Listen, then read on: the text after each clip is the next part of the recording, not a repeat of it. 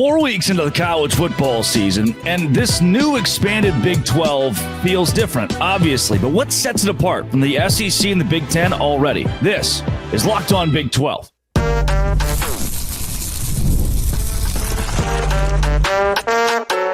You are Locked On Big 12, your daily podcast on the Big 12 Conference. Part of the Locked On Podcast Network, your team every day.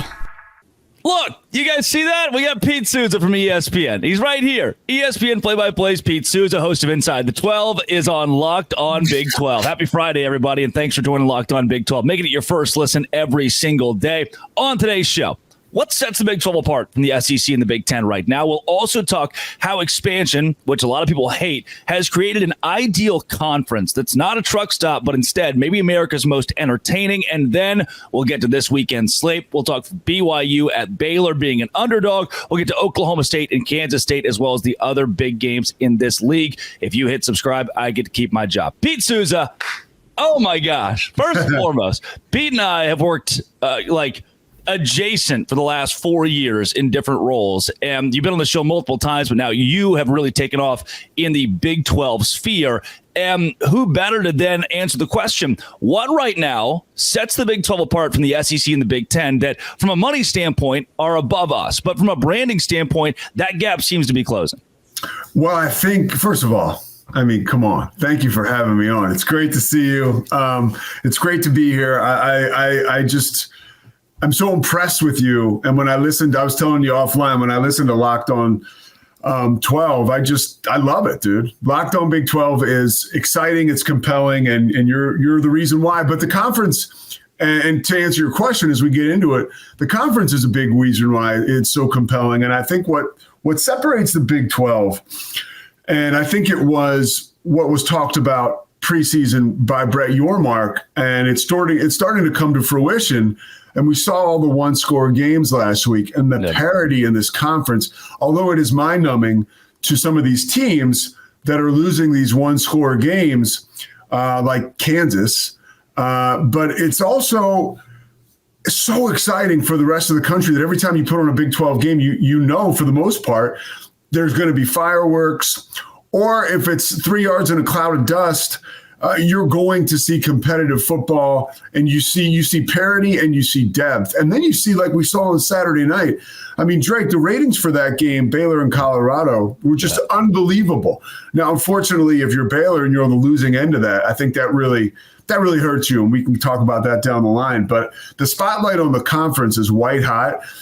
When you talk about Colorado, the sustainability of that magic, you have lightning in a bottle right now. Mm-hmm. And as Coach Prime goes, maybe that is how that light goes. But then you've got BYU, you've got Utah. You have these schools who not only bring such a unique fan base, but such a great brand of football. And we saw it last year with BYU. You couldn't ignore Utah before it got into the conference, but now it's right in front of you. Ranked 10th in the country, and their ability to win football games. Again, they're showing depth themselves on their roster, and Kyle Whittingham just being brilliant, finding ways to win football games without Cam Rising. But I think to answer your question, it is the star power and it is the parity. You can get both, right? It's a one-stop shop for two things that football fans love.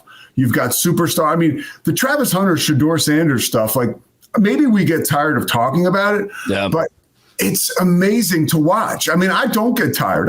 The fact that Travis Hunter and Shedeur Sanders make up three positions on the field, and they're electric. And Shedeur Sanders showed us last week, again, on that huge stage, that not only, there's a lot of sizzle, but there's some stake to this dude. To get up off the ground after being sacked 8 times and roughed up 3 times as many. I didn't see him I grew up, I'm older than you, Dan Marino, every time he got knocked down, he'd be yelling at his offensive guards or yelling at Richmond Webb, guys who were blocking for him. Shedeur, sure, I'm sure they have their moments, and we've seen some of them, but he just gets back up off the ground and has the charisma, the enthusiasm, the belief to throw those passes at the end of the game that ultimately win his team the game. So that's the star power. I went on a little too long about that, and the parity too, you see it in, I think 4 or 5 one-score games last week as conference play started. You don't get that in the SEC, dude. You don't. We didn't really mention Kansas on this show in the last couple of weeks being one play away in every game from an undefeated record right now. And that's the case for a lot of these Big 12 teams that have 1 or 2 losses. And that's why you can believe, like, Lance Leipold puts out that letter to the fan base and compares the season start to, a movie or a book that starts off slow and that he plans on having a much better ending. Like, there's some reality to that. Like, that's still a good team. But, unfortunately, they found ways to losses, which is not a good way to get your fan base on board. But they've got what they need to win. Pete, I don't want to make it a complete comparison game, but I know so many in the offseason we're talking about the SEC and the Big Ten. And it's this 2-league college football makeup, but everybody else is second fiddle and doesn't matter. But for you, as an analyst who sits at a Big 12 desk, do you feel like there's something different about that than the analyst who's sitting down to host Locked On SEC, that you get a different luster with what this conference brings you? Well, I think you get so many more different, and this is, you may say, if I wasn't here, that this is a milquetoast answer, but I'll get to the bones of it in a second. You're bringing in so many different regions of the country. Yeah. And you're bringing in so many different fan bases, and I think that has been so special. The expansion of the Big 12. This was a conference. I mean, here we are. You and I are sitting talking and comparing it to the SEC and the Big 10. This conference was on life support 3 years ago. Yep. So the fact that you can recover from losing Oklahoma and Texas and losing, obviously, those 2 powerhouses, okay, that is what it is. But you had Arizona, you had Arizona State, you had Utah, BYU last year. The list goes on, Colorado.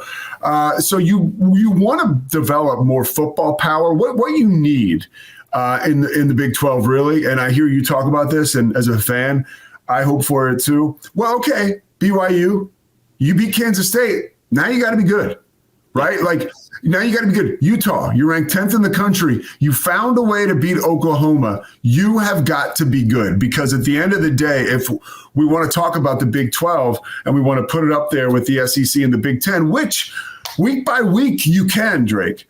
But at the end of the day, it's about winning championships. And I think, like, if Utah can come through, if BYU can come through and keep winning, I think this conference will surprise a lot of people. And I do believe that this new playoff format is ripe for a conference like the Big 12 to bang down the door, crash the party, certain teams in the Big 12. And then, oh, by the way, we're sitting here in mid-January talking about, another TCU scenario, but we've got more, right? We've got more opportunities for that now. The goal is certainly to find a way to get a Big 12 team in that 11 spot, with the 12 being filled by the group of 5, or the 10 spot. Find a way to get 2 into the college football playoff. That's a goal I know for everyone involved with the conference. Pete, coming up, expansion is something that so many of us hate to see because it takes away those fun regional rivalries that you know and love. We don't get to see Oklahoma State anymore. Texas OU is no longer a Big 12 matchup. And even some of the scheduling in the Big 12 has been thrown for a loop. But I believe it's created the ideal conference. Let's get your thoughts coming up next on Locked On Big 12, part of the Locked On Podcast Network, your team every day. As Pete pops out for a second, it's time to tell you about my friends at Robinhood. Robinhood Financial has helped me with Robinhood Gold become so good at the financial thing that a 23-year-old usually isn't very good at. You don't need a silver spoon to eat out the financial favors of the 1%. Robinhood Gold allows others to get the rates and perks usually reserved for high society, but now you get it via Robinhood. If you visit Robinhood today, the new gold standard is here. It provides privileges of a high net worth for any net worth. These generous benefits are now available for only $5 a month, as the resourceful individual with Robinhood Gold can earn the very liberal rate of 4.5% APY on unvested cash, receive unlimited 1% deposit bonuses, and be rewarded with a handsome 3% retirement boost on an IRA account. Sign up at Robinhood.com. That is Robinhood.com/gold. Terms apply. For product-specific disclosures, visit Robinhood.com/gold. Investing involves risk. Rate may change. Gold membership is offered by Robinhood Gold LLC. That is Robinhood.com/gold. Pete Souza joining the show from inside the 12. He's an ESPN play-by-play broadcaster as well in football and basketball and volleyball and everything else, mostly around the Big 12. And Pete, this Big 12 is different than what it was 15 years ago. 15 years ago, TCU wasn't here. West Virginia wasn't here. There are still a couple of those schools from that original expansion that are now inside the fabric of this conference alongside a new team like BYU or a Utah. Has this league, through expansion, which so many people find a headache, created an ideal conference? As much as we hate expansion, does this league, where you have Big Ten, Rutgers, Washington, give you 16 teams that make sense? Well, I can tell you I'm old enough that I was recruited to play football for Don Nehlen in West Virginia when they were in the Big East. So that gives you a window into just how much everything has changed. And when you have a school like West Virginia competing against schools like Arizona, West Virginia, I'm not breaking any news to West Virginia Mountaineer fans, but maybe from from around different parts of the country. I mean, you're talking about like Pittsburgh, Philadelphia, like that's where they get a lot of their football recruits. Yep. And now you're talking about playing a team all the way out, in Tucson, Arizona, who gets their recruits from, Southern California, Texas. You get the idea. All of this brought together makes for such an interesting mishmash. And honestly, Drake, it's beautiful for the conference from a financial situation. When you think about how this conference can sustain being an elite conference, in the Wild West now of conference realignment. And you got to tip your cap to Brett Yormark. I mean, he's got, I think they're in every time zone except for, a time zone I'm not smart enough to remember. But it's like the weird Arizona thing where Arizona wants to be West Coast or something. Yeah. I still can't figure it out, dude. I've actually missed a flight coming back from Arizona after a hoops game last year because I was like, wait, what? And that wasn't the first time something like that has happened. But, you have all these different markets covered and you have all these different regions of the country covered. And I think that the sustainability, when you talk about like the television deal that was brokered years ago, that set this conference apart and launched it into the stratosphere of a Big Ten, of an SEC, while we saw the Pac-12 dissolve. And now they're trying to breathe life back into that product. I think that's a major factor to the success of the Big 12. And then also, yesterday, the college basketball, women's and men's schedules were released. I mean, okay, Houston's having a really tough year right now on the football field. Yeah. But Kelvin Sampson's ready for another run, hopefully deep into the NCAA tournament. Last year was a disappointment, but you get the idea. Yeah. And now you've got Arizona, right? West Virginia's trying to build it back up. Obviously, Baylor, Kansas. So there's so much going on here from a dual sport level. I remember growing up, and the last Big 12 team to win a national championship was Colorado in 1990, playing in the Big 8. But those were years in the Big 8, much smaller conference, but you had Oklahoma and Stacey King, dominating, going to the Final Four, and the football team with Barry Switzer a few years before, dominating, winning national championships. I think the Big 12 is becoming a legitimate dual threat conference. I mean, look at TCU. They were just in the national championship a few years ago. Jamie Dixon, obviously last year, and the year before, a couple of early tournament exits. But there's potential for this conference to be lethal on two fields. I'm like the SEC football, of course, no doubt about it. Basketball, we'll see this year. And the Big 12, I think it's going to be like, no, we're not going to see. We're going to say every year this is the best basketball conference in America. And then we're going to see what type of noise we can continue to make on the football field. And when you have the intrigue of someone like Coach Prime, and you have the power and the strength of a program like BYU, right, and a program like Utah, that's a pretty nice mix. Pete, we pretty much know that the SEC is in Georgia's hands. There's one team that's dominated that league for about 5 years now. And in the Big 12, there are still 6 or 7 schools that you wouldn't be shocked out of your mind if they ended up winning the Big 12 championship or representing the conference in Arlington. Then on the basketball floor, there are 8 schools now that BYU is such a big player and Arizona's entered the conference who are also competitive.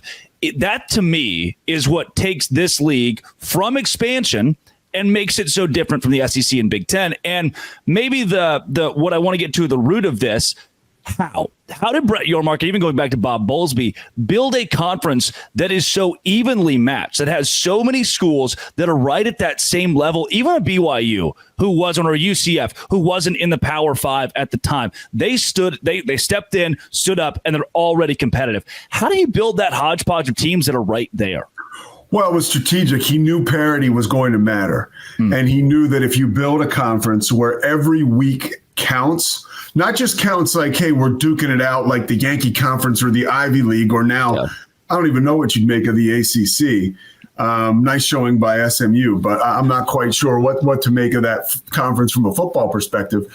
Every week matters in the Big 12 because, like you mentioned, we're talking about, hopefully, and now it's almost like basketball terms, like a 2-bid conference, when we get to the postseason. So every week matters as far as competing for a championship. Not every week matters as far as who's going to talk crap in the offseason between 2 in-state rivals. So I think that is the idea, and that's how you draw fans, right? I mean, you talk about the Big 12 and the addition again 2 years ago of a school like BYU, that fan base, Kalani Sitake, what it's like to play out there at night at Lavelle Edwards Stadium. I mean, just we saw what happened to Avery Johnson last week. It's terrifying.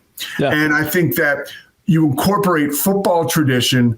Again, BYU is one of the only other schools to win a national championship that plays in the Big 12. But you have football schools that bring that oomph and tradition, but you also got high stakes every single week. And that is really exciting for the fan. And I think to you and I talking offline before we got in here, it draws in the average fan.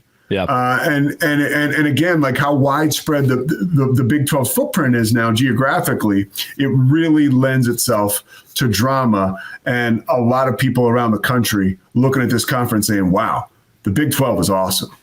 While your casual football fan wants to see Georgia, Ohio State every weekend, they want to see that college game day matchup, and that's probably it. That's why primetime exists. For the Big 12, the fact that now BYU and Utah is a hyper-competitive football game, that's going to draw more eyeballs than it has ever before. At least that's the goal of the conference, and I think they're hitting that as we speak. Coming up, let's talk this weekend's slate, including BYU and Utah, who both have big games. This is Locked On Big 12, part of the Locked On Podcast Network. It's your team every day. Pete will be right back to help us break down every game in the Big 12, but it's time to tell you about FanDuel. This week, I think the BYU Cougars will go on the road against the Baylor Bears in a game that might end up being a home game for BYU. The fans in the stands could be outnumbered. Baylor fans outnumbered by BYU fans if the Cougars show up the way they can on the road and win on the road. That's why I'm going to FanDuel, America's #1 sportsbook, and saying, Baylor? -2.5. Baylor's favored by 2.5. Give me BYU this week because of that defense that is so good against a Baylor offense that hasn't proven it yet. You'll get started with $200 in bonus bets guaranteed when you place your first $5 bet. Right now, it's FanDuel.com. And your first $5 bet, you get $200 in bonus bets at FanDuel.com. Visit America's #1 sportsbook. Do it today. ESPN play-by-play guy Pete Souza, who hosts Inside the 12, is going to help us break down the 12 this week. Pete, this slate of games, similar to last week, I keep looking at it and I go, oh, shoot, we got like 3 or 4 games that I'm really excited about. That's what the Big 12 has curated in football this season. One team that stood out to me, though, and I know we talked a bit off the air about them as well, is BYU, because while there are always surprises, and we've seen negative ones, I mean, I don't think Texas Tech or TCU or West Virginia, Kansas have been up to brand yet. BYU has flipped that script. They're a top 25 team now going into Waco. I've been blown away with the Cougars. Well, I have been too. And the one thing that's impressed me the most is their defense and defensive coordinator Jay Hill. And we mentioned earlier, Avery Johnson. They made one of the more exciting quarterbacks in the conference and the country look completely pedestrian last week.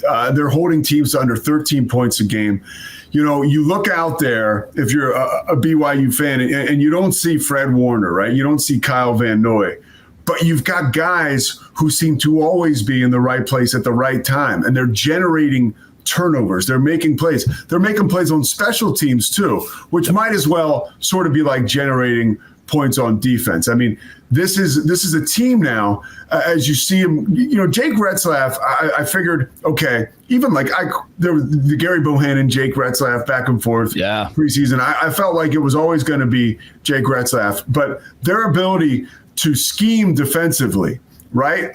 That travels. That, you know what that does too? That shows up in the afternoon. It doesn't just show up at night. You talk about BYU coming into these day games. Oh, they're going to be. When you have a good defense, you're in good shape. And last week for me really moved the needle as far as, wow, like I think they held Kansas State without a passing touchdown or a touchdown for the first time in 4 years. Yeah. And they've been doing that. They're one of two teams in the country that hasn't allowed a passing touchdown all year long. That's something that's not going to go anywhere. You better to be better with your defense than your offense. And I think we will continue to see BYU. And I think that's why Baylor could be in trouble this week. And that's why I'm surprised that BYU, I know it's all about history and trends when you talk about betting, and BYU is like 2-12 in their last 14 day games, but those day games were against really good opponents. Yeah. This is a Baylor, this situation is manageable. Yeah. Let's put it that way. I don't know. I don't get 2-12 in day games. Doesn't make any sense in my brain. I'm not sure how you can. The trend is, and I don't usually look at trends because how do we correlation causation? But 2-12 in day games for BYU. Dude, you want to hear something crazy? Last year, I called a lot of BYU basketball games, and I would do night games at the Marriott Center. And I swear BYU won by an average of 15, 20 points in all those games. Yep. And then I did a few road games. And then, of course, their NCAA tournament game was like an earlier road. And they lost those. Yeah. I was like, what's going on, guys? Vampire Cougs. It's the Vampire Cougs. And I know Cougar fans don't want to hear that. But hear this, okay? I think the table is set for BYU to shake free of all that nonsense. One, you got to be up for the opportunity to win your first a conference Big 12 road game ever. Yeah. And you got to be up for the fact that you're 4-0 and you're ready to go 5-0. And now all of a sudden you're really solidifying a spot in the playoff picture. So I don't think there's no sleepwalking here. Yeah. Oklahoma State, Kansas State. This game is in Manhattan. Two teams that lost last week. Chris Kleiman called it Kansas State's worst loss since he got there. That one in Provo. What do you make of a noon game on ESPN? That's one of the Big 12's biggest that we've been talking about since the preseason. Well, I think there's more questions than answers, obviously, for Oklahoma State's offense right now. Yeah. Mike Gundy benches Alan Bowman after halftime, said he needed a relief pitcher, and then he goes back to him. The comeback is too little, too late. I would say I would be excited about Ollie Gordon if I'm Oklahoma State because of this. Because last year, in his last 11 games, he ran for 1,600 yards. And in his first 3, I think he ran for like 100 and something. So he started late last year. You hope that historic trend carries on into this year because Oklahoma State needs that to find their footing right now after that loss against Utah. You talked about Chris Kleiman. He mentioned last week that he saw Avery Johnson saw a lot of cover too playing against BYU. And changing the looks for that young quarterback seemed to have mystified him a little bit. So I think there's a bit of a blueprint there for Oklahoma State and their defense to step up. Remember, they generated 3 turnovers. It's not their fault their offense couldn't take 3 in the first half. Yeah. And their offense went to halftime with, I think, 3 points. That cannot happen.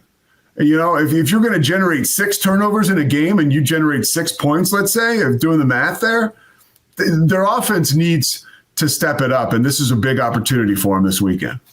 TCU and Kansas, always tough to say that it's a must win for either squad this early in the season. We've only played a third of the year, but that was honestly the case last week for Kansas against West Virginia. One of those teams would avoid going 1-3. Kansas on the losing end of that, now facing TCU at Arrowhead Stadium. It's home, but not really home.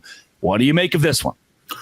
Well, I make Devin Neal. I see him having another big day, and TCU has shown that their defense, can't keep anybody off the field.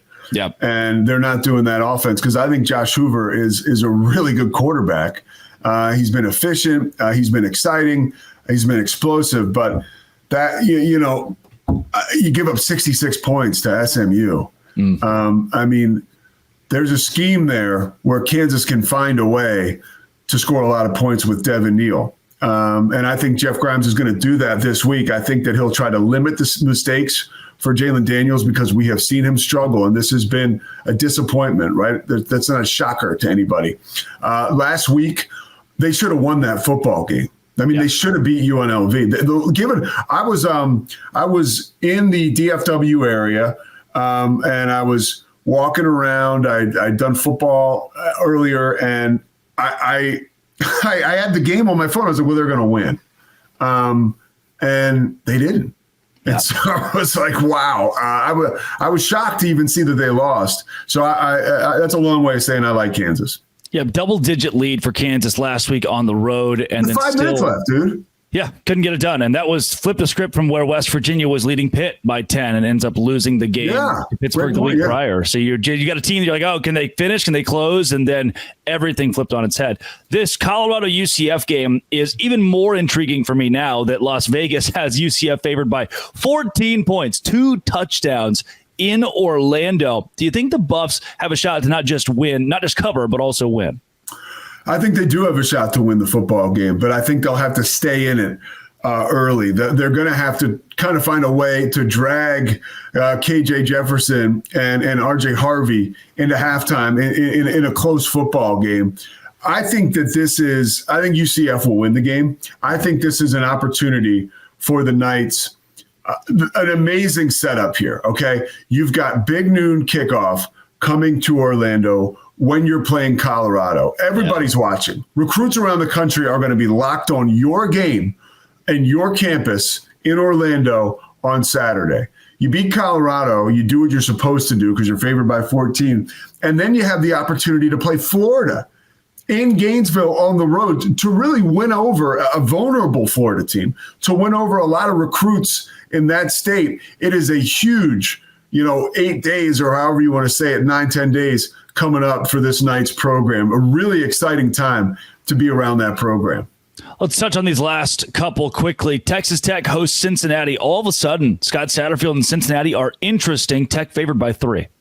My man Sorsby's been surgical, dude. Yeah. He hasn't thrown one interception, and the running game has been exceptional for Cincinnati, and their defense has been making opponents black and blue. What can Texas Tech do? They're going to be wearing all black on Saturday. They found a way to win. I thought that was impressive that they found a way to win without scoring like 50, 60 points against Arizona State. Their defense has been playing better. Yeah. So that'll be an interesting. That's a toss-up to me. The Cam Scadaboo Arizona State-led offense only putting up 22 was very impressive for Joey McGuire's squad. He's held to 60 yards or something. Yeah, I was looking for more. Oh, and then there's Arizona going to Rice-Eccles Stadium at Utah. This is personal for Kyle Whittingham after the way that Arizona beat down Utah last year. Will the Utes roll? Pretty much no matter who's at quarterback, because we have no idea. We have no idea, and I think the Utes will roll. I think one guy to watch if you're an Arizona fan, a silver lining for you, is to check out Ted McMillan. Of course, we always talk about him. I was talking to my friend Jim Nagy, who's the executive director of the Senior Bowl, and he said that's a guy in the Big 12 that he is very excited about. I point blank asked him, who's somebody in the Big 12 that as a scout, as a front office guy who you love, and he said Ted McMillan. So there's the good news for the Wildcats. The bad news is Mekhi Bernard. 182 yards on 25 carries or 162 yards. Whatever it was a lot, and it was overwhelming for Oklahoma State. So it will probably be a lot for Arizona. Utah's got some old school smash mouth to them. The defense. Yeah. has been so good. And then Isaac Wilson stepping into the quarterback role and doing what he needs to do. Doing to just enough, right? Yeah. Doing just enough and knowing who you are. Baby bro's looking pretty good. Pete Souza, thanks for doing this. Oh, Thank you. So cool to have you on the show. Like Friday, building into college football tomorrow is huge. Pete, thanks for doing this. And where can folks find more of your work that you're on right now? Yeah, you can find me on Twitter and find me on Instagram, Pete Souza, Petey Souza on Twitter. But Inside the 12, make sure you catch that. It's on the Big 12 YouTube page, and it's being distributed to markets around Big 12 country. It's an exciting deal that we're doing. I'm doing every week with Madison Hawk and the opportunity to bring more Big 12 football, right? To slice and dice it and present it to the fans of America has been a blast. Coming up, the next time that I see you guys will be on Sunday morning following whatever happens tomorrow in Big 12 play. This has been It Always Will Be. Thanks for making it your first listen every single day. Locked on Dose Grande.